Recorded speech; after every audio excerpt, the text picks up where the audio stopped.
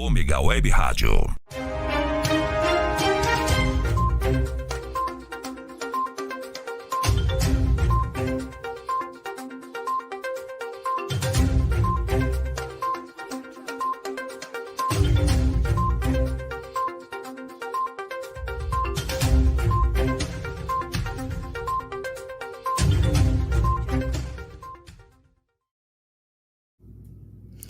Boa noite a todos que estão aqui nos assistindo. Boa noite, Marcelo. Nós estamos hoje com mais um programa Fatos em Destaque e a gente vai falar um pouco sobre cultura. Na verdade, é importante que o Brasil valorize a nossa cultura, não é?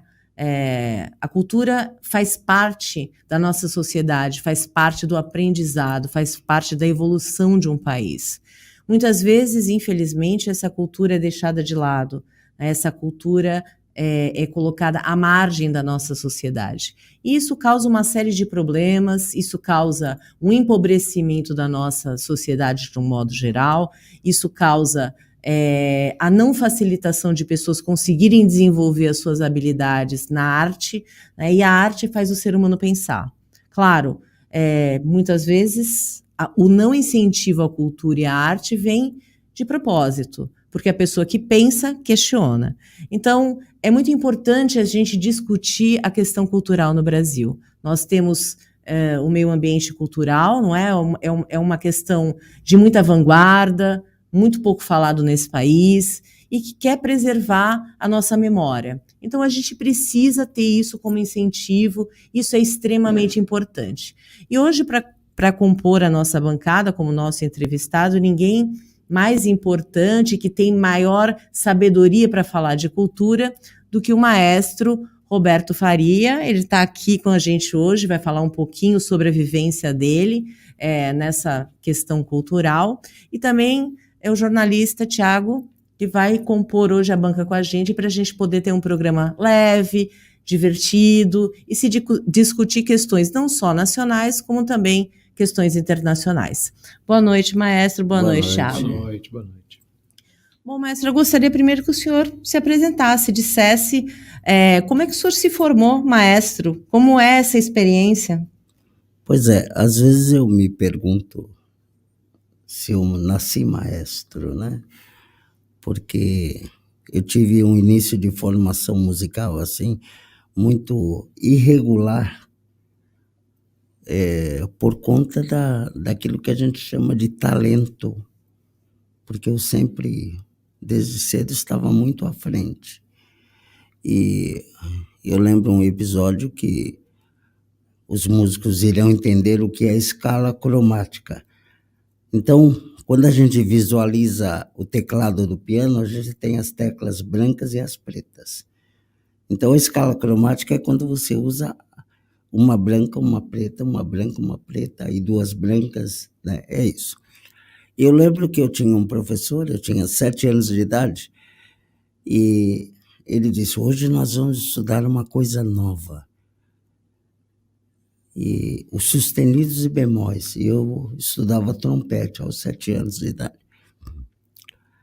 E ele falou, olha, o dó é assim, o dó sustenido assim, o ré. Aí eu falei, seria isso? Aí eu fiz a escala completa, a escala cromática completa, com sustenidos e bemóis, subindo e descendo. Ele ficou muito bravo. Ele falou, você está tendo aula com alguém? Eu falei, não. E como é que você sabe isso? Eu descobri sozinho. 7 anos de idade. 7 anos. Aí ele chamou meu pai e disse que não ia mais me dar aula porque eu era muito indisciplinado. Aí o meu pai, os meus pais exigiam que a nota mais baixa que a gente podia ter de comportamento na escola, eu sou da época do boletim, que tinha nota de comportamento. A nota mais baixa era 10. Abaixo de 10, alguma coisa aconteceu. E dizer que eu era indisciplinado, né, causou estranheza ao meu pai. O que está acontecendo? Eu não conheço mais o meu filho. E o meu pai perguntou, chegando em casa, o que aconteceu? Aí eu contei ao meu pai, ele falou, tá bom, meu pai entendeu. E então era isso. Aí mudava de professor, ficava 3 meses, porque quando o professor vinha, eu já tinha domínio daquilo, né? Então isso foi um problema, né? Foi um problema de que eu tive que desenvolver quase que uma condição de autodidata, descobrindo as coisas, ouvindo e tirando e escrevendo já partituras logo desde cedo, né? E os meus amiguinhos que estudavam música me exploravam, né? Porque eles cantavam uma melodia, eu tinha que fazer a partitura, né? Porque e era assim. E eu fui nessa de que sempre buscando, né? Tanto é que eu tive que forçar a barra para fazer faculdade de música, porque eu não fui aceito no conservatório. Porque a diretora falou para o meu pai: se o senhor quiser que o seu filho seja músico, não coloque ele no conservatório, porque ele está acima da média. Então, ou ele vai desistir ou vai desanimar e vai se desiludir, né? Então, foi isso. E eu lembro quando eu fui fazer o vestibular para a faculdade, o diretor falou: maestro, já me chamava de maestro, porque eu já atuava, né? O que você está fazendo aqui? Eu falei: eu vim fazer o vestibular. Não, você tem que estar aqui dando aula, não fazendo vestibular. E foi aqui em Santos, né? A faculdade de música era na rua 7 de setembro. Eu falei: não, diretora, dessa vez ninguém me pega. Porque sabe que eu tinha a experiência de professor, de ensinando, né, a garotada desde cedo e sendo muito pouco ensinado. Né? Na escola normal, tranquilo, mas em música, não é? Eu me via desde cedo já dando aula. E o que eu percebia? Me faltava disciplina de aluno. Tanto é que entrei na faculdade para fazer composição e regência e bacharelado em trompete. A primeira aula de trompete eu tremia. O professor: está acontecendo alguma coisa? Você está passando mal? O professor já começou: não, quem deveria estar aí no seu lugar é eu, não você. Eu falei: não, vamos com calma, você é o professor, aquele seu aluno. Mas eu tremia. Ele perguntou: está tudo bem com você? Eu falei: não, justamente eu estou por aqui porque eu não tenho a disciplina de aluno, né? Me sentar, né, e ser ouvido como aluno, porque o tempo todo eu estou atuando como professor. E ele entendeu. Às vezes, não precisa tocar. E eu fazia questão de tocar, né? Aí, na aula de harmonia, né, o professor não queria corrigir, ele já queria dar 10. Aí eu falava para ele: olha, um dia eu vou escrever errado e vai ficar chato para você. Como é que você leu? Ele falou: não, você não tinha que estar aqui, né? Então era isso. Tanto é que logo nos primeiros meses de faculdade me chamaram na secretaria e me deram uma papelada para eu preencher para tirar o título de notório saber. Quem é que não quer tirar o título de notório saber sem ter que cursar? Eu falei: não. Eu não sei se eu fiz bem, mas eu fiz. Não, eu acho que faz parte. A Né? pessoa tem que ter uma vida acadêmica, né? Isso foi importante para mim, não é? Foi importante para mim porque eu comecei a entender as pessoas, os alunos, o outro lado. Porque quando eu era garoto, para mim tudo era fácil. Então a gente fazia rodas de amigos para tocar juntos e aí eu queria tocar subindo de meio tom. Então você toca um parabéns a você em dó maior, só que quando você passa para meio tom acima, já são 7 sustenidos. E eu via que os colegas iam parando no meio do caminho, né? E eu não entendia isso, né? Mais tarde, eu falei: gente, eu preciso ser normal. Não é? Sim. Porque também na escola formal, o que acontecia? eu tinha que sair depois do horário, porque a molecada fazia aquele gesto assim, de pegar lá fora, porque eu andava cheio de medalhinha. Eu estava no primeiro ano primário, ia no terceiro e quarto ano resolver problemas de matemática. Imagina, um garoto de quarta série pega um bagaço que eles chamavam de primeiro ano, dando um banho lá em matemática, aí eles pegaram lá fora. E eu tinha que ficar na diretoria até a escola esvaziar. É bom? Não, não é bom, porque você era discriminado. Sim. Né? Quer dizer, aquele seu grau, assim. Alguém dizia, esse garoto é superdotado, mas eu nunca quis assumir isso. E foi bom que, quando eu tinha uns 13 anos, eu bati na mesa, eu quero ser normal. E eu repeti de propósito. Repetiu? Porque era o antigo ginasial, né? Eu chegava na classe e não anotava nada.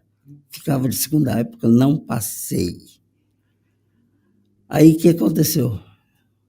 O Farias foi reprovado. O Farias. Aí, ô Farias, pô, o que aconteceu? Pronto, ganhei. Pronto, é normal. Antigamente as escolas elas só davam importância para as crianças ou para os adolescentes que tinham um déficit de educação. Mas para as pessoas que tinham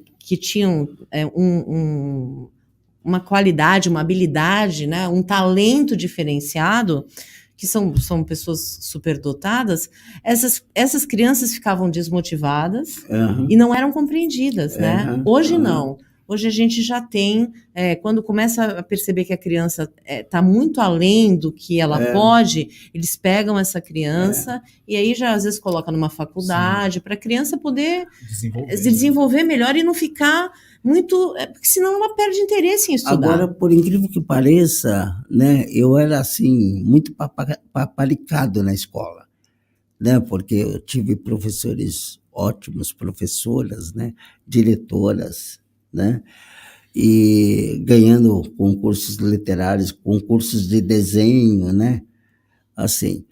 E eu lembro que uma vez, o primeiro ano, assim, a classe aprontou 0 de comportamento para todo mundo.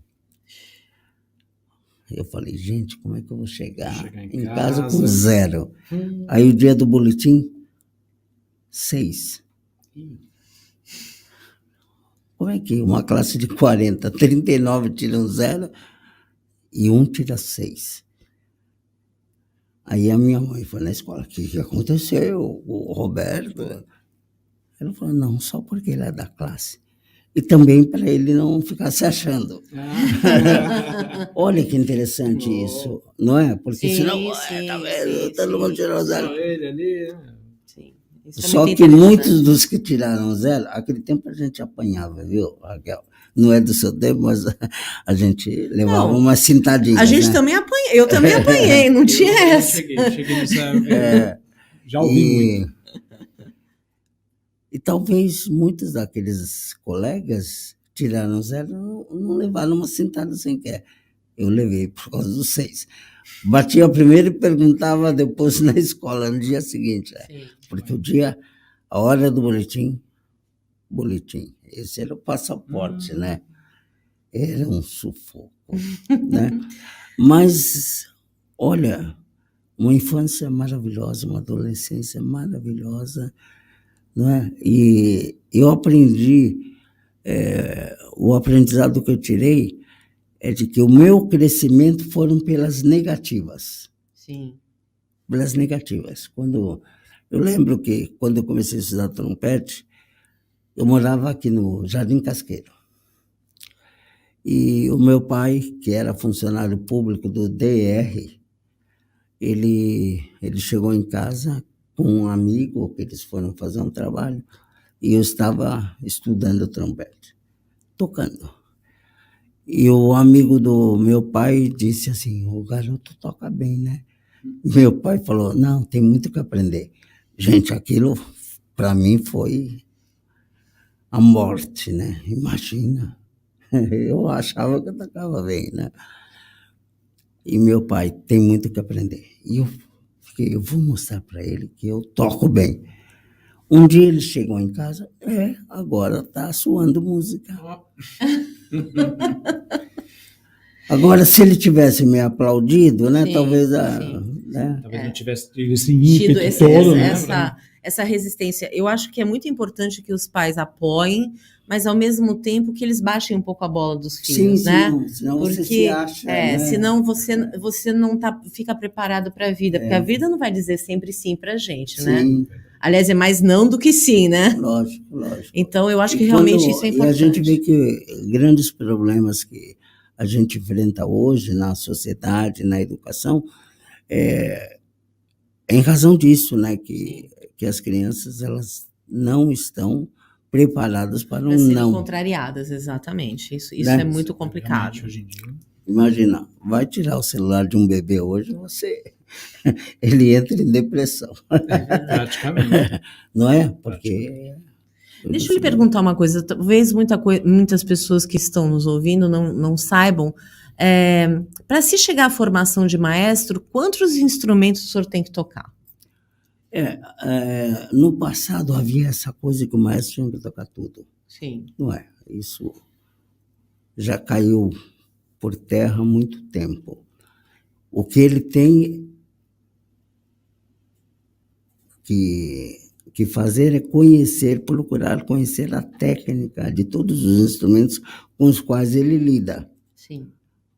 Não é? Ele não precisa ser necessariamente um violinista para saber o que o violinista tem que fazer. Um violoncelista, um violista, um contrabaixista, um clarinetista, um flautista, um trompetista, um trompista, um trombonista. Mas ele tem que conhecer a técnica. Tem que conhecer a técnica. Porque senão ele pede algo para o trompete que ele pediria para o violino e não é a mesma coisa. Entendi. Porque a forma, a maneira de emissão do som, o procedimento, a conduta técnica é diferente. Para obter o mesmo som, olha só, eles têm que tocar a mesma coisa, né? Mas o procedimento nota, né? é a mesma articulação, né? O mesmo fraseado, só que é diferente. Entendi. Né? Então ele tem que conhecer a técnica. Tem que conhecer a técnica. E lógico, é aconselhável que o maestro tenha o domínio de um instrumento de cordas, né? Um instrumento de sopro, um instrumento de percussão. E o piano, que é obrigatório, né? O piano é obrigatório. Porque faz parte já da formação dele de regência. Por quê? Porque ele tem que reduzir. Ele pega uma partitura de orquestra que tem lá flauta, oboé, clarinete, fagote, trompa, trompete, trombone, tuba, harpa, né? Cordas, violino, viola, violoncelo, contrabaixo. E ele tem que reduzir aquilo ao piano para saber o que soa. Entendi. Entende? Entendi. Então, o piano é a base, porque você tem que ter uma formação muito sólida de harmonia, de contraponto. Né? O que é harmonia? São os acordes. Sim. A moçada de hoje, quando você fala o que é harmonia? São as cifras que vocês conhecem, C, D, E, F, né? São as cifras. Né? Essa é a harmonia. Contraponto são as melodias contrastantes. Né? Contraponto vem de contra. Sim, sim. Nota contra nota. Né? Então, são melodias diferentes e que cada uma, se você eliminar uma voz do contraponto, você tem uma outra música. Entendi. Entende? Então, por exemplo, é um recurso composicional também. Eu já fiz isso muitas vezes. Eu pego a Quinta Sinfonia de Beethoven. Tá, tá, tá, tá, tá, tá, tá, tá. Se eu construir um contraponto sobre esse motivo, eu crio uma outra música. Foi o que aconteceu com a nossa ginasta quando ela ganhou medalha de ouro, não foi isso? Ela começou com o início da Sinfonia de Beethoven e aí eles colocaram o funk junto. Ah, Rebeca, você fala? Sim. Pode ser, mas aí já é uma... Foi mixado, Mixado. Já é uma colagem, né? Sim. Já é uma colagem que é possível você fazer, né? É possível. Dentro da música popular brasileira, por exemplo, Toquinho, tem coisas assim maravilhosas que você canta ao mesmo tempo, simultaneamente, duas músicas diferentes do Toquinho que se combinam. Sim, entendi. Entende? E o contraponto é quando você constrói uma outra melodia baseada numa melodia original. Sim, entendi. Né? E despreza a original, a matriz. Entende? Você tem uma outra coisa. Entendi. Né? Entendi. É muito interessante para, assim, mesmo as pessoas sendo leigas, antigamente a gente no ensino fundamental a gente tinha música, né? Então, mesmo que eu não conheça quase nada de música, mas eu lembro de ter estudado algumas coisas. Eu cheguei a tocar um pouco de violão, e foi só um pouco mesmo, porque, na verdade, o curso acabou. Não, me falaram que eu nem cantar, nem tocar, isso não está nas minhas habilidades, nos meus talentos. O meu talento está ligado a outra coisa, mas, aliás, eu não sei nem desenhar, não sei cantar, quer dizer, eu até já fiz parte de um coral, mas não sei cantar. Tem uma voz boa. Uma voz muito boa. E também não sei tocar um instrumento, que eu até gostaria. Okay. Acho fascinante o piano, por exemplo. Então, deixa eu te tranquilizar muitos que estão nos assistindo. Obrigado. Porque eu acho que o que falta é um trabalho de apreciação. Você não precisa necessariamente ler uma partitura. Mas, por exemplo, a gente pode ouvir aqui, se fosse o caso, a gente pegar uma sinfonia de Beethoven, uma sinfonia de Mozart, né? um coral de Bach, uma fuga, não é? E começar a fazer as conexões, né? Sim. Quer dizer, esse dissecamento, né, das ideias, olha, ouça isso, agora junta isso. Entende? Olha só. Então, as pessoas têm uma audição mais bem informada. Né? Sim. Isso é apreciação musical. E a apreciação musical, eu acho que valeria muito mais a pena nas escolas, ao invés de se ensinar notinhas, deixar isso para os conservatórios, mas desenvolver a questão da apreciação musical.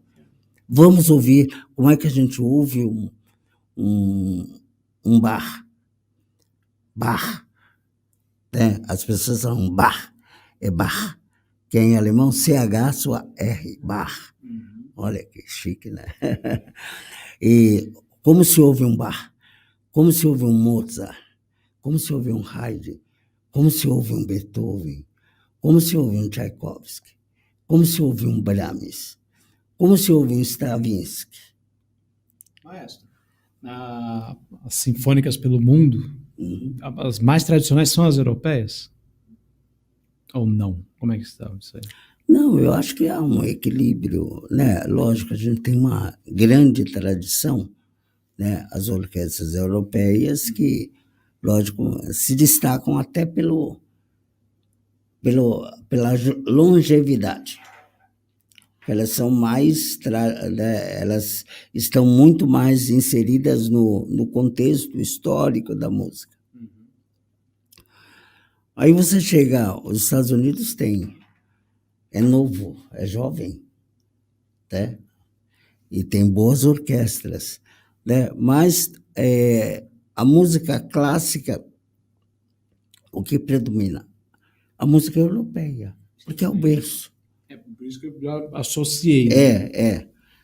Agora, como as pessoas se curvam à produção musical brasileira, não só a produção musical da música popular, samba, bossa nova, não é? Mas a música sinfônica, a música de concerto, e que é muito pouco conhecida aqui no Brasil. Lá fora o pessoal reconhece e aqui não. Há muita produção desse tipo de música no Brasil? Muito. Mas aqui mesmo as pessoas têm que migrar para a Europa? Ou para os Estados Unidos? Não. Não? Por exemplo, se a gente ouvir Padre José Maurício, filho de escrava, se você não disser que Padre José Maurício, que era contemporâneo de Mozart, você pensa que é Mozart. Nossa. Tamanha qualidade. Agora, quantas viagens o Padre José Maurício fez para fora do Brasil? Nenhuma. Agora, como é que essa música, imagina, século XVIII, como é que essa música chegava aqui? Quanto tempo demorava para chegar aqui? Aí você tem um mulato que escreve algo assim que você será Mozart. Sim.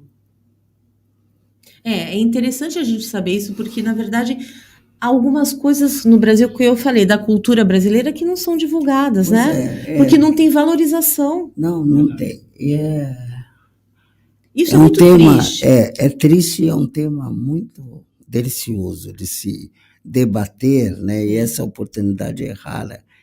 Eu não imaginava que a gente fosse enveredar por essa linha aí. Eu estou gostando muito, né? O script que eu decorei, então não vou ter que usar muito, só um pouquinho. E, por exemplo, um dos compositores, ou o compositor mais conhecido mundialmente, compositor brasileiro, da chamada música erudita, ou música clássica, quem é? Não sei. Oh, Raquel.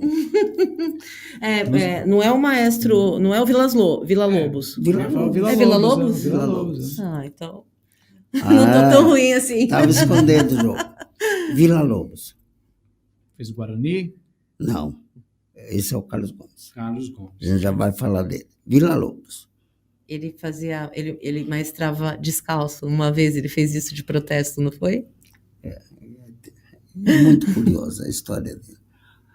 Agora, onde foi a formação dele?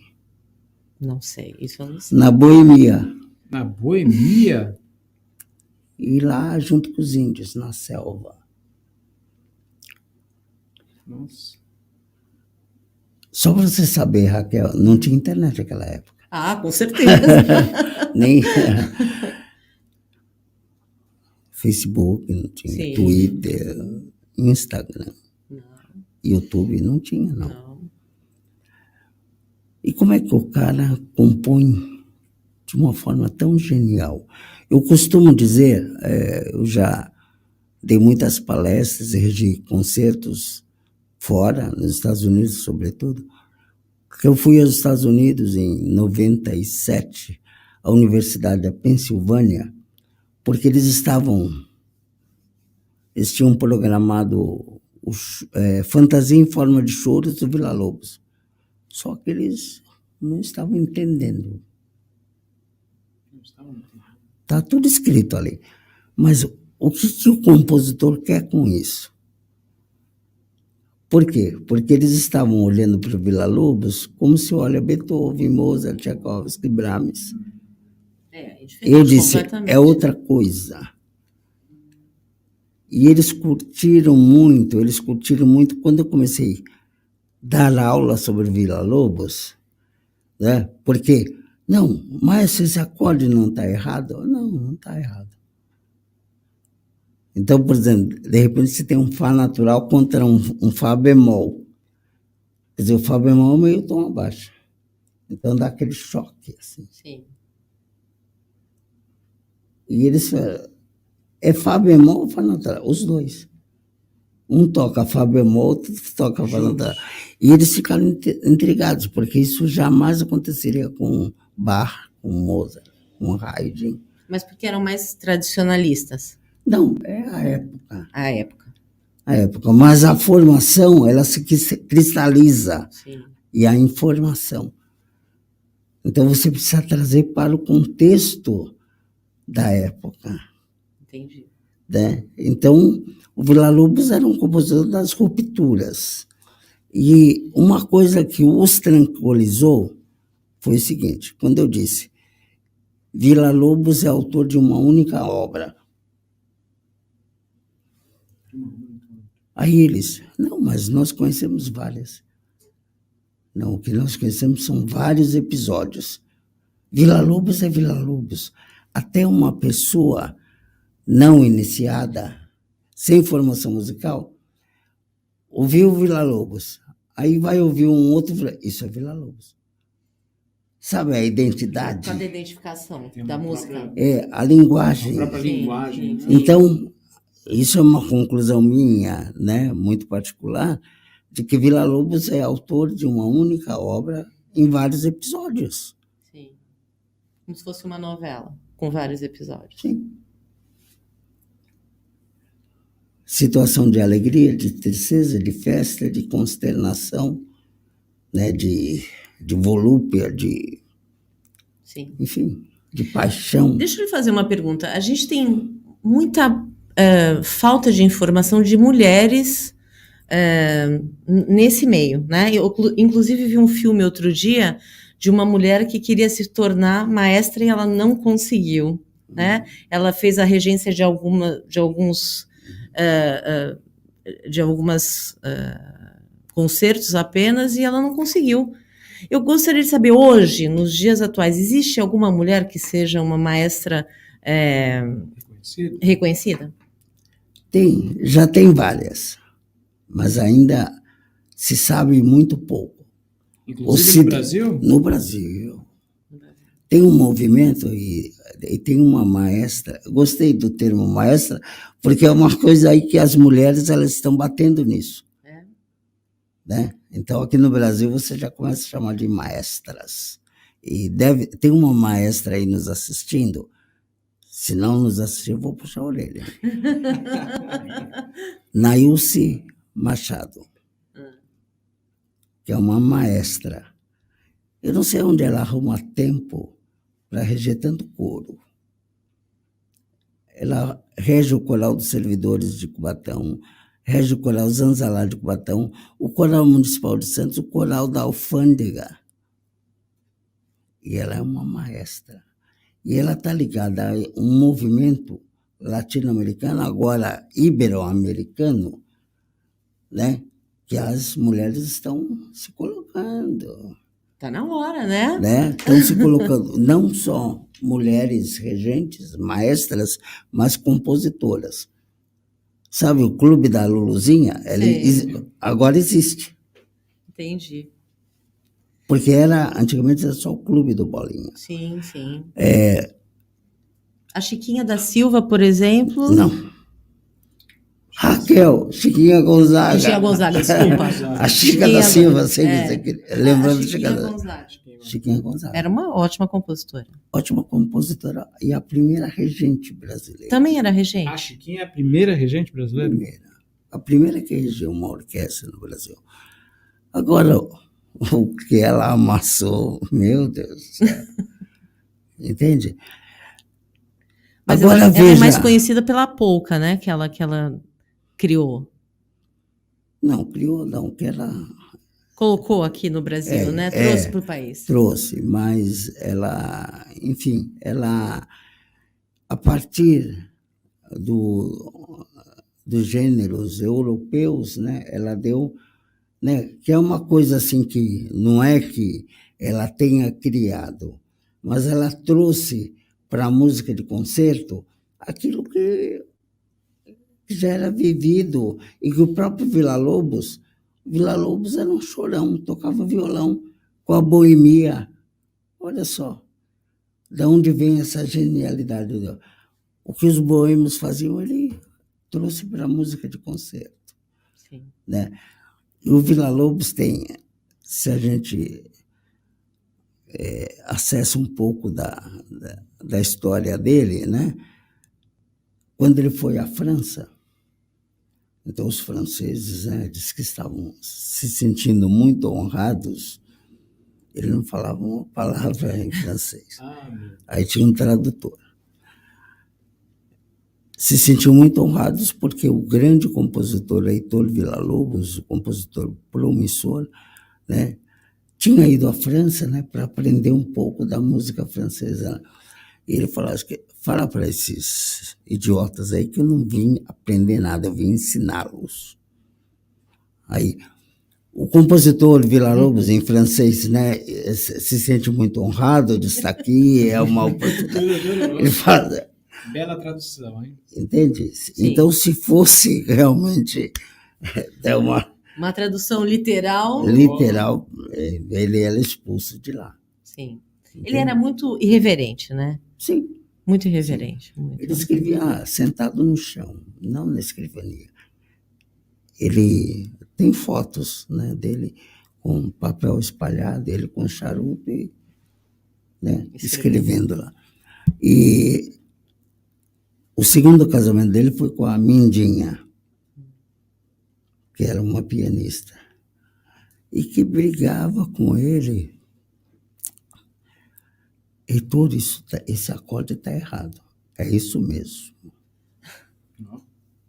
Porque, lógico, ela vinha de uma formação europeia também, né? Sim. A tradição.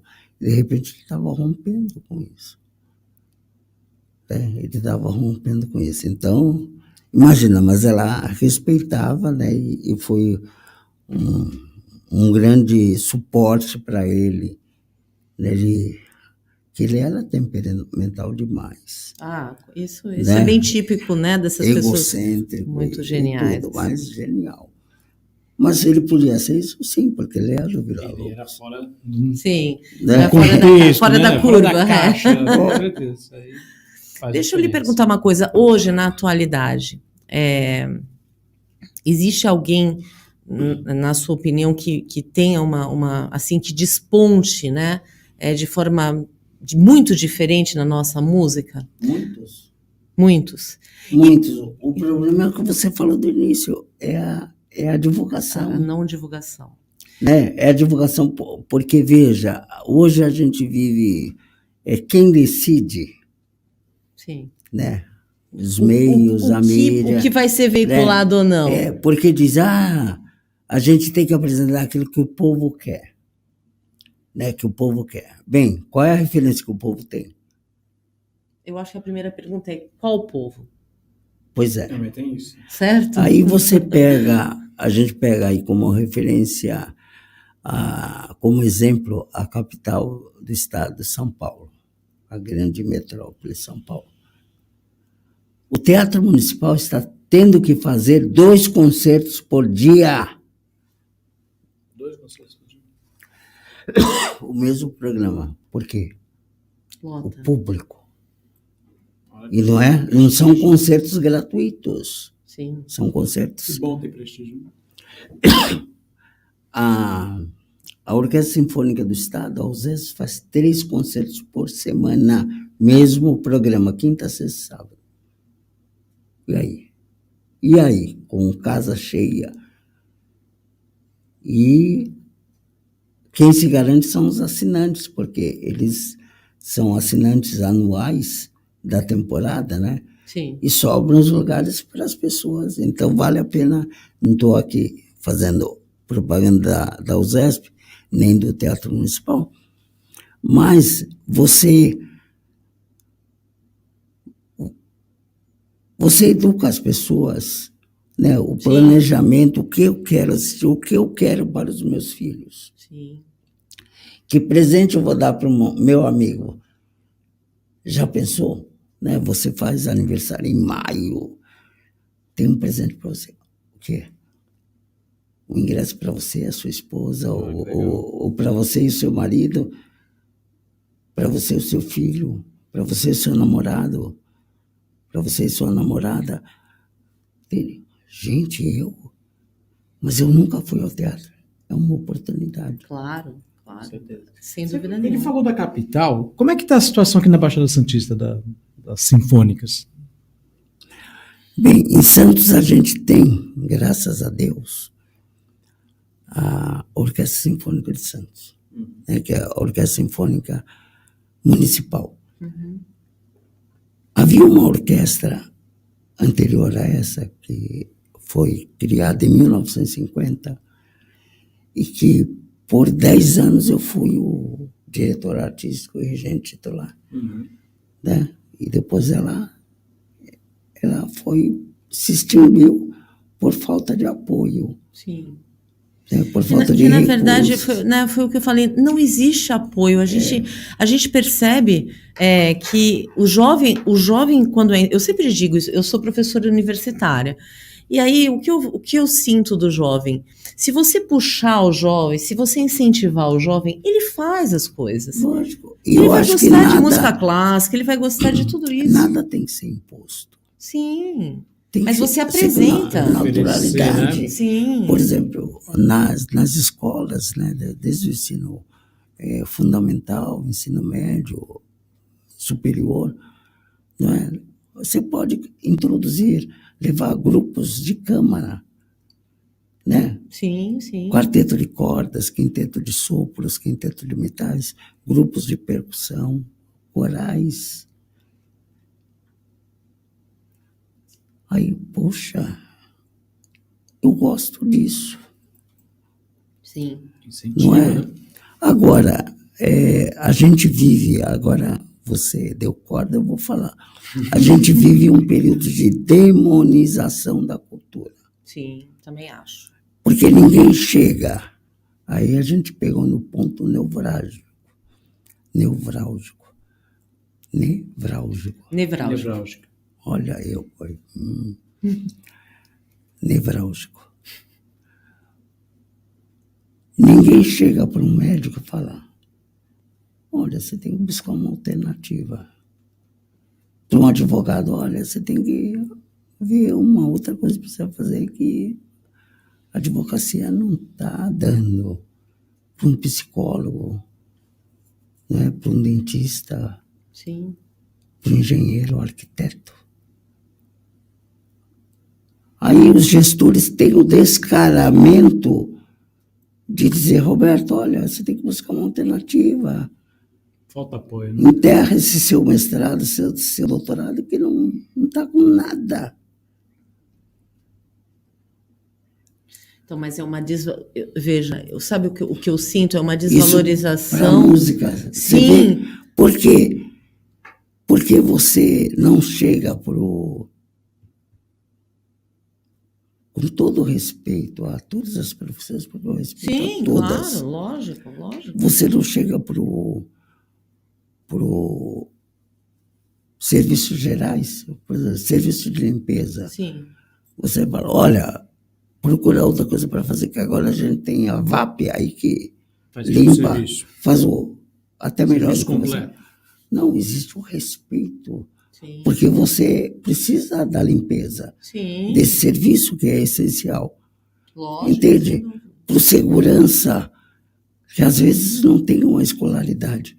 Aí você chega para o artista, porque aquele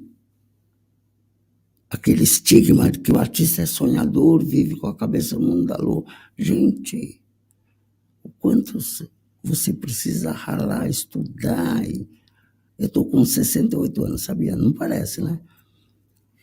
E eu estudo assim como nunca estudei na vida. Porque eu tenho me dado conta do quão ignorante eu sou. Então, quanto mais a gente estuda, a gente percebe a nossa infinitude, né? A nossa insignificância perante o conhecimento, né? E é isso. Né? Então, eu acho que é o momento de a gente refletir e reagir a esses desmandos na cultura. Sim, sim. Entende? Porque as pessoas... Veja, existe... quando a gente fala de vocação, aí um gestor chega em Serra Pelada, por exemplo. Serra Pelada nos remete a quê? Ao garimpo. Ao garimpo, sim. Né? A extração do ouro ilegal. Ilegal. É ilegal porque alguém deixou virar isso. Sim. Só que aí o gestor fala: olha, tem que plantar soja aí no garimpo. Não é a cultura da Serra Pelada. Aí você pega uma cidade como Cubatão, por exemplo. Qual é a vocação de Cubatão? Polo industrial. Polo industrial, ok. Mas a vocação do seu povo é o surf? Não. Surf é Santos, Guarujá. Sim. porque Cubatão nem tem praia. Eu uma vez choquei porque as pessoas, uma repórter perguntou, maestro, qual é o segredo desse fenômeno de que Cubatão é uma cidade tão musical? E eu disse, é por falta de opção. Ela ficou chocada. Mas como falta de opção? Porque os garotos cubatenses não podiam sonhar em se tornarem surfistas, porque não tem praia. Surfista é para quem mora no Guarujá, Santos, Praia Grande e tal, aí na área litorânea. Então, por falta de opção, a gente foi estudar música. E ela gostou disso, porque é uma vocação. É a vocação da cidade, não é? Aí você quer tirar isso, você quer negar isso. Aí tem uns abençoados que apresentam, hoje não mais, né? Mas tem outras aberrações, trazer para Cubatão a festa do peão do boiadeiro. Gente, isso é Barretos.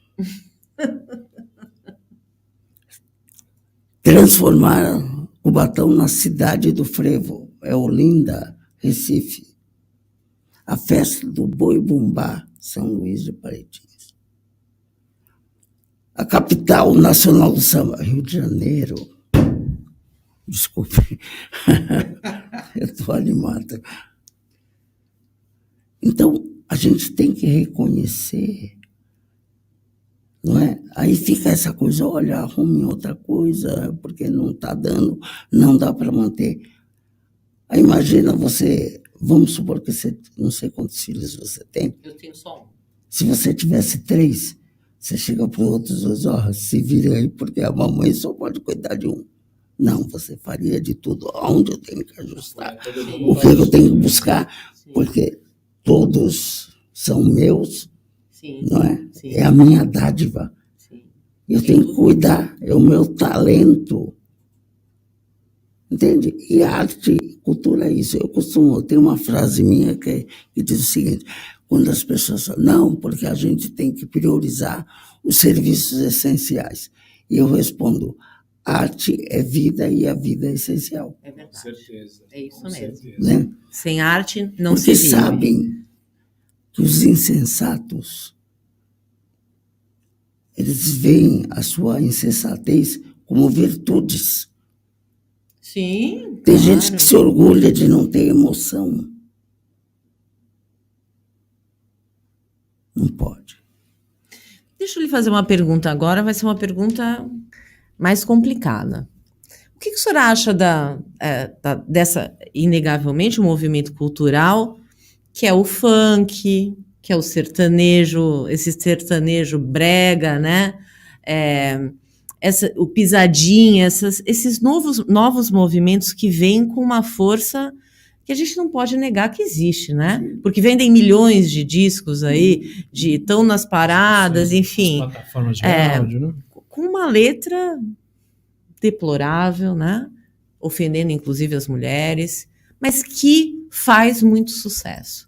O senhor acha que se nessas comunidades a gente tivesse um apoio maior para uma música, eu não vou falar aqui de qualidade ou não, porque gosto musical é como futebol, a gente não discute para que lado você vai, mas se a gente tivesse um incentivo maior para que as crianças tivessem, os adolescentes, contato com outros tipos de movimento musical, será que nós não teríamos um balanço, pelo menos, mais equilibrado nesse sentido? É isso que falta.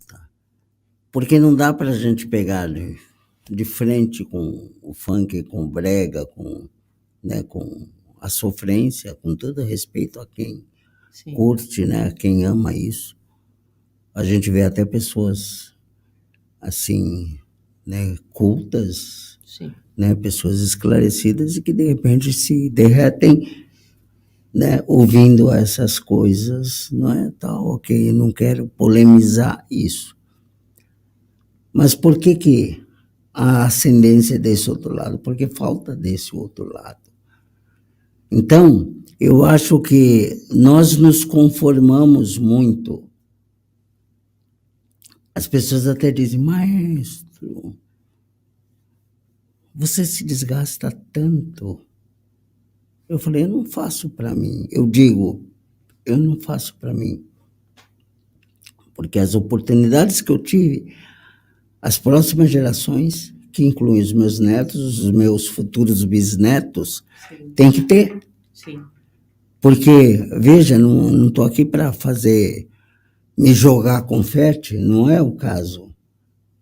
Mas eu era, em Cubatão, um garoto, porque eu sou cubatense, nasci em Cubatão. Sabia? Sabia. Ah, sabia. Você sabia? Sim. Você sabia? Olha, então. Ou, pelo menos. E eu não tive uma infância diferente dos outros garotos. As dificuldades que os outros garotos tiveram, eu também tive.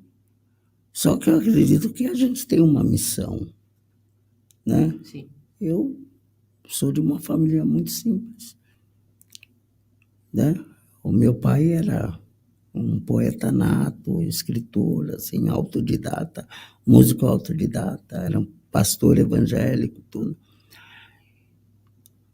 Só que, sabe, você acaba... Eu sinto, depois eu entendi que existe uma predestinação. Essa é a sua missão, Raquel. Essa é a sua missão, Roberto. Essa é a sua missão, Marcelo. Enfim, todos nós. Entende? Então, quando você descobre isso, você assume isso, tem que fazer... Quando você reconhece, opa, esse é o meu papel. Então, eu não recuo.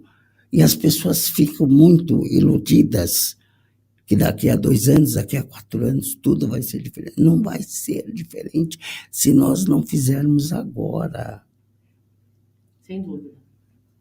E a gente também tem que fazer a nossa parte, né? Exatamente, porque ficar se lamentando... Eu tenho uma frase, eu tenho uma veia mais ou menos filosófica, né? Eu tenho uma frase que eu digo assim, de nada vale a indignação sem ação.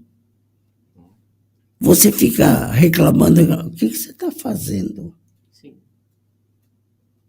Né? Eu estou até, sabe, eu corro de baixo para cima, invisto tempo, invisto dinheiro em defesa da cultura e agora, mais precisamente, em defesa dos grupos artísticos de Cubatão que estão paralisados há 3 anos. Um legado histórico-cultural de meio século. 50 anos. Né? 50 mais 2. Mais 2. Né? 52. 52. Foi 1970. Que um trabalho que surgiu despretensioso. Assim, eu costumo dizer, brincadeira de criança que virou algo sério. Em pleno regime militar, transgredindo pelo bem, fechando a Avenida 9 de Abril em Cubatão por conta própria.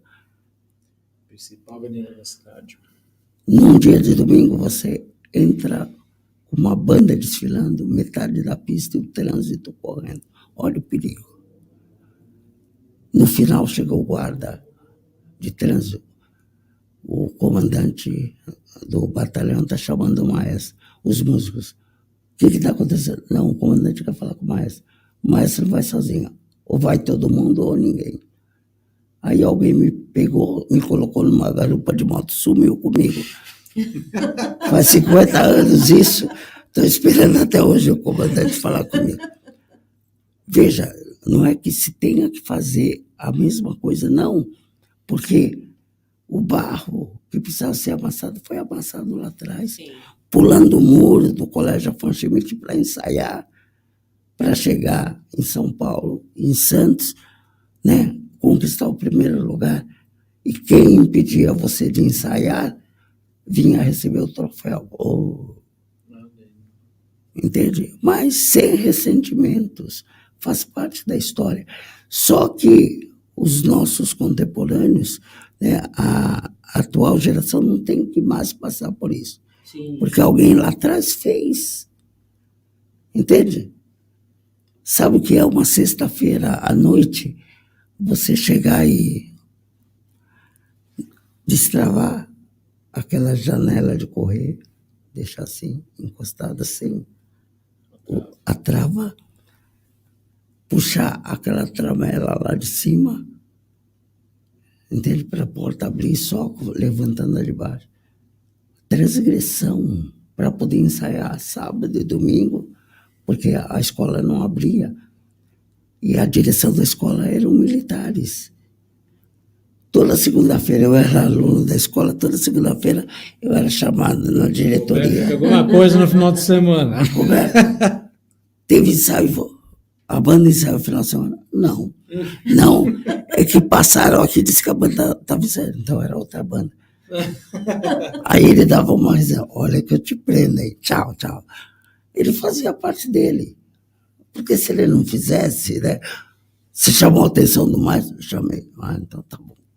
Ele tinha que dar conta, né? Lógico. Porque a gente viveu, né? As pessoas falam muito num estado de sítio no país. O AI-5 trouxe muita repressão e, inclusive, né? Infelizmente, os governos autoritários não gostam da arte, não gostam da cultura, porque a cultura faz você pensar. Né? Então, houve um sofrimento, né? Bom, tanto é verdade que muitos artistas tiveram que ir embora, Lógico. porque foram perseguidos, torturados e tudo mais. Aí você vê que quando a inauguração da Imigrantes, da primeira Imigrantes, essa época eu estava trabalhando na refinaria na Petrobras. Tinha 18 anos, assim. Porque tinha que ter uma profissão, um trabalho sério. Né? Não, porque música não dá camisa para ninguém. Então, imagina, eu estava aí noivo, 18 anos, estava noivo. E aí o meu sogro trabalhava na Petrobras. Porque você tem que... Agora você vai casar, né? E tem que fazer um processo seletivo. Aí fui, passei. Foi bem classificado, né? Mas a ideia o que era? Era de eu entrar na Petrobras para formar um coral. Aí eu seria deslocado. Só que aí eu fiz o favor de ser um dos primeiros classificados. E a minha área era de recursos humanos. E não me liberaram. Não, a gente precisa dele aqui. Eu trabalhava desde 12 anos nessa área, né? Então, manjava de recursos humanos. Na época era departamento de pessoal. Departamento pessoal, Sou quase um museu. E recebo um telefonema da prefeitura que a banda tinha que tocar para o presidente Ernesto Geisel. Nossa, que responsa, hein? Que responsa. Inauguração da Imigrantes. Aí mobilizamos as pessoas. Já tinha uns meninos trabalhando também, fazendo ofício. Eles vão tocar para o Geisel. Todo mundo dispensado. Aí a gente chega na Imigrantes, no pé da Imigrantes, a mais de 500 metros do palanque oficial do Geisel. A banda vai tocar aqui. Aonde? Aqui. Ah, tá bom. Avancem. Fomos tocando, marchando. Chegamos a 50 metros do Geisel. Tivemos que voltar de marcha ré, porque a segurança do presidente foi: vocês têm que sair daqui. Se não sair, nós vamos prender a todos. Aí a gente voltou de marcha ré. Não deixaram nem a gente dar meia volta. Saiu nos jornais e tudo, mas fomos. Não é para tocar para o Geisel, fomos tocar. E era uma época que a gente não tinha consciência que a gente estava sob um regime militar. Sim. A gente não tinha consciência. Sim, a maioria das pessoas não tinha a menor consciência do que acontecia. A banda estava, todas as celebrações do 31 de março, aniversário da Revolução. Sim. A banda estava lá e tocando. Né? A gente não tinha essa ideia. Sim. Depois que nos contaram, quando houve caiu o regime, né? O Brasil recuperou a sua autonomia, a gente estava no regime. Esse era o regime militar. Isso é muito comum, muito comum, em especial em pequenas cidades, que não sentiam a repressão como as cidades, as grandes metrópoles sentiam. Bom, maestro, a gente tem uma pergunta daqui da Miriam Farias. Não, dizendo que acompanhou o senhor, ela está falando aqui que acompanhou o senhor desde pequeno. Miriam Farias. Será que eu conheço? Ela falou, acompanha a trajetória do talento, né? Farias. Minha irmã, a Corizona. Desde os 4 anos, então deve lhe conhecer. O Fábio Luiz dizendo, qual a melhor maneira de fazer o jovem de hoje se interessar por uma boa música? O gosto musical dos brasileiros está muito ruim. Bom, a gente falou um pouquinho já disso, né? Que Sim. A gente tem que proporcionar... A questão é que os gestores aí, me queiram bem gestores, mas eu tenho que falar de vocês. Para quem não servir a carapuça, está tudo bem, mas tem gente que precisa. A culpa é de vocês, porque vocês nos tolhem o direito, né, de exercermos a nossa arte. Sim. Entende? Porque quem vai julgar é o povo. Eu lembro que eu regi no Teatro Municipal, em 2004, um concerto de música contemporânea. Sabe aquela música que sai da toada, sai da caixinha, Sim. que você tem sons de ruídos e tudo? Sim. E eu levei uma galerinha, que alguns eram meus alunos, outros alunos de amigos, e me disseram, você é maluco? Você vai levar essas crianças para assistir essa música? E os pais nunca tinham entrado no Teatro Municipal. Os levei. A molecadinha, tio, mó da hora. Parece que o violino conversava com aquele violinão, o violoncelo. Aí aquela flauta falava com aquele pretinho, o clarinete. Aí a bateria, aquela percussão sinfônica, né? Respondia lá, nota, olha, tio, adorei. Quando tiver outro, você me traz. Eu falei, tá vendo aí? Tem que incentivar, né? Tem que incentivar. Porque a criança, ela é espontânea. Sim. Ela é movida à emoção. Sim. Entende? Aí ele vê toda uma organização, toda uma elaboração. Porque as pessoas, a Raquel e todos, pensam que música é a música boa é aquela que você sai dançando. Não é. É aquela que toca você, né? Eu tenho um amigo que fala, olha, a música boa para mim é aquela que hoje ele já não pensa mais assim. Até o compositor, ele falou, música boa para mim é aquela que o público sai assobiando. Daí ele falou, eu falei, ok, cada um tem né? Música para mim é aquela que te faz, opa, o que é isso? Eu lembro quando eu regi um concerto aqui no Sesc Santos, com a Banda Sinfônica de Cubatão, uma composição minha chamada Tributo a Bach. Eu cantava Bach no coral, adorava. Lindo, né? Lindo. Só que Tributo a Bach, as pessoas vão esperar ouvir algo parecido com Bach. E não tem nada de Bach. Sabe o que tem de Bach? As notas que formam o nome Bach. O B, Si bemol, o A, Lá, o C, Dó, o H, Si natural. Si, Lá, Dó, Si. Aí teve um amigo que convidou um outro amigo. Aí ele chegou. Aí me apresentou no final, esse é o maestro Roberto Farias, tá? O compositor. Parabéns. Aí no dia seguinte, esse meu amigo falou assim, olha, aquele meu amigo falou que tudo bem, a sua música é uma música interessante, mas você é muito hermético. Eu falei, fala para ele que eu adorei o elogio.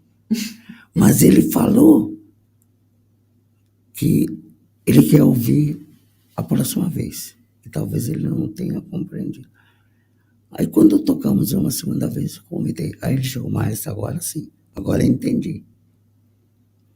Porque ele foi querendo ouvir um Bach, e quando ele soube que de Bach só tinham as notas, né, De acordo com a notação musical alfabética, né? Veja aí, é uma música tocada no mundo inteiro. E as pessoas falam, puxa, que interessante, que interessante. Então você ouve o tempo todo ali, nas entrelinhas, né? O si, lá, do, si, lá, do, si. Não é? Sim. Quer dizer, então, leva o que você falou, leva as pessoas a pensarem. Essa inquietação que causa, né? Eu falo, gente, o que ele quis dizer com isso? Eu vou ouvir novamente, até descobrir. Sim. Até descobrir.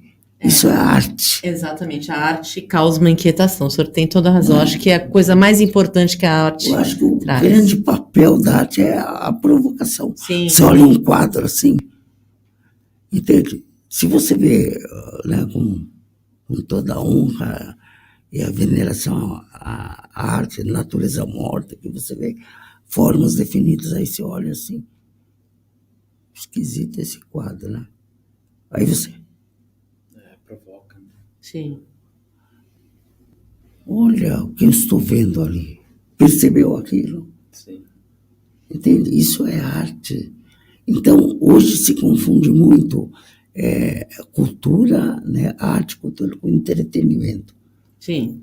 A arte também se presta ao entretenimento. Sim. Mas não é a função principal. Claro. Entretenimento é aquela, você está tomando umas biritas e a música está correndo. Se chegar a alguns restaurantes assim mais do povão, né, populares, está aquele som. Um dia eu não tinha opção porque eu também tenho uma restrição alimentar, eu tenho que começar a comer sólido, não, é só pastoso, líquido, né, porque eu fiz um procedimento. Aí, pela hora, só tinha um lugar assim, né, fui tomar um caldo. Aí eu chamei o dono lá assim, dá para baixar um pouco o som? Ah, tá alto para o senhor? Eu falei, tá muito. Aí ele falou, tá bom. Eu falei. Aí chegou uma hora para não ser tão extremista agora. Mas estava aquilo que eu não suporto. E aquilo que você falou, sabe? Aquela coisa de traição, de sofrência. Sim. Entende? E como é que as pessoas estão aí, mais uma, e mais uma, e mais uma. Aí começam a falar alto. Não é? Então, É um sentimento diferente, né? é diferente.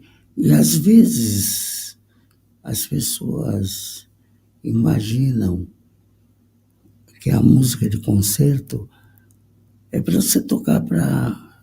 Não, tem lugares até que tocam, né? Para 500 mil pessoas. Aí chega aqueles concertos lá nos parques de Viena, né, de Berlim, assim, maravilhosos. Aquele público lá, sentadinho, comportado, ouvindo. Quietinho. Né? Sim. Aqui, se você não levar um pancadão, não rola muito. Não é? Um dia desse eu falei, porque alguém disse que Cubatão não comportava tantos grupos artísticos, né? Porque só tinha 130 mil habitantes. E eu falei assim, olha, ok, Salzburgo, não, Lucerna, na Suíça, tem perto de 150 mil habitantes. 150 mil. Um pouquinho mais que Cubatão. Menos que Santos. E tem o maior festival de música do planeta. Festival de Verão de Lucerna. Aí uma amiga do coração diz, maestro, faz-me rir. Comparar Cubatão com a Suíça Eu disse, a gente vai viver eternamente com esse complexo Sempre, é verdade. de vira-latas, como dizia o Nelson Rodrigues. Sim. Por que não? É isso aí. Exato. Por que não tantos grupos artísticos? Sim. Sim, é a vocação da cidade. É isso aí. Sim, é isso mesmo. Né? Claro. Eu acho isso mesmo. Bom, maestro, infelizmente a gente tem que ir encerrando o programa, senão o Marcelo vai ficar bravo com a gente. Eu desde já agradeço muito sua participação. Gostaria que o Thiago fizesse uma pergunta para o senhor, para acabar aí o nosso... O que a gente pode esperar dos grupos artísticos a partir de agora, apesar desses problemas todos, 3 anos de sofrimento?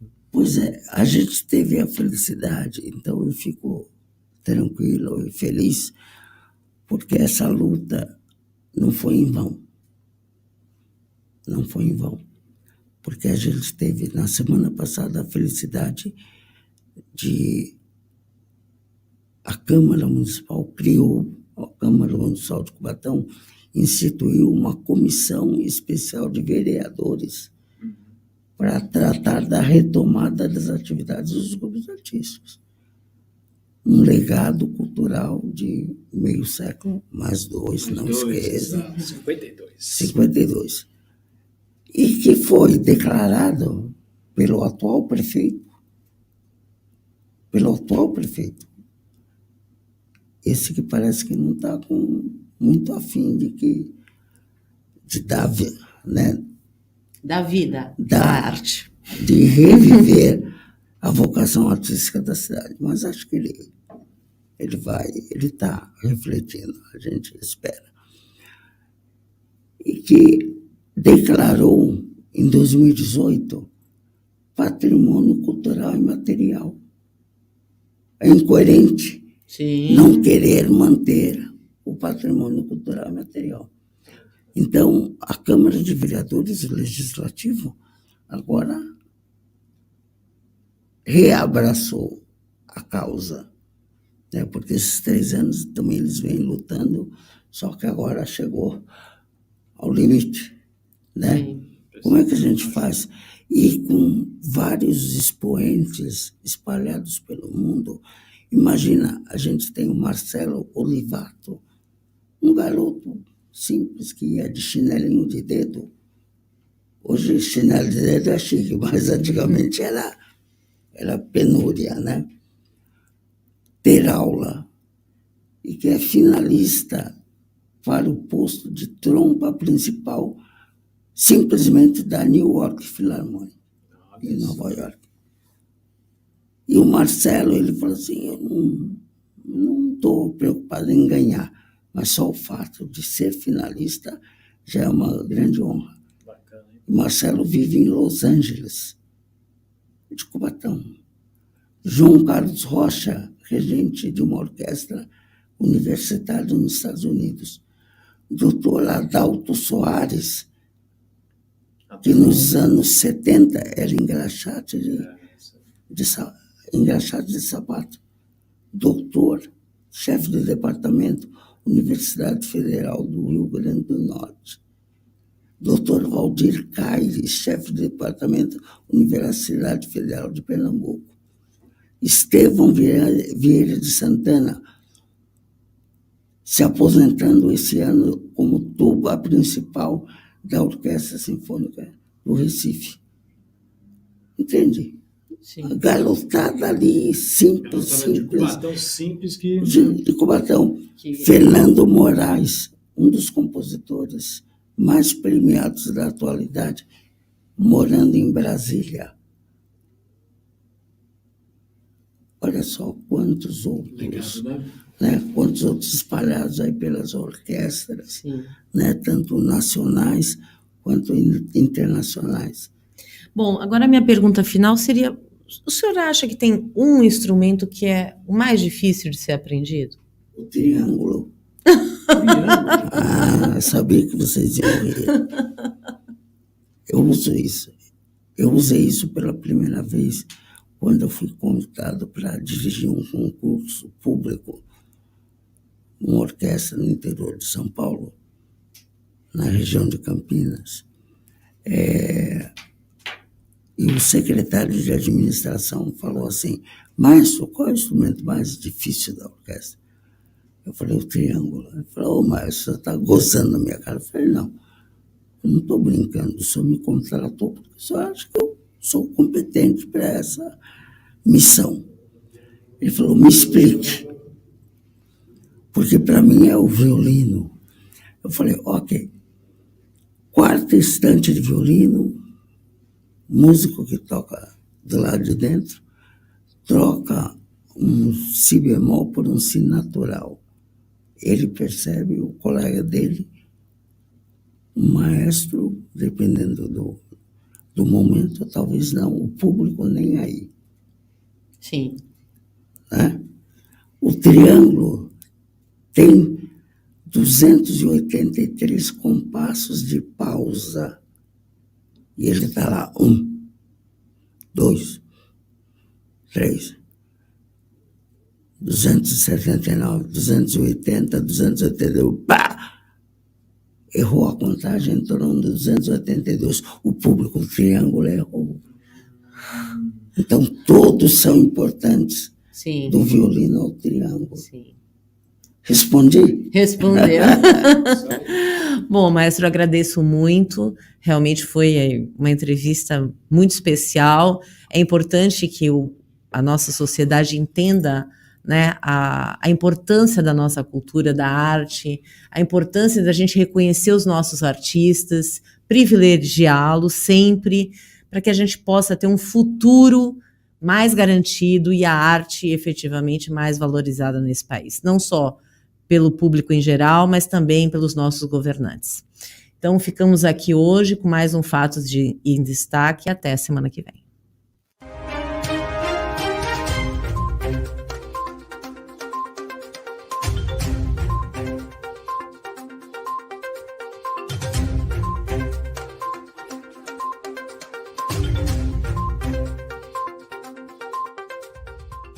Compartilhe esse link. www.omegawebradio.com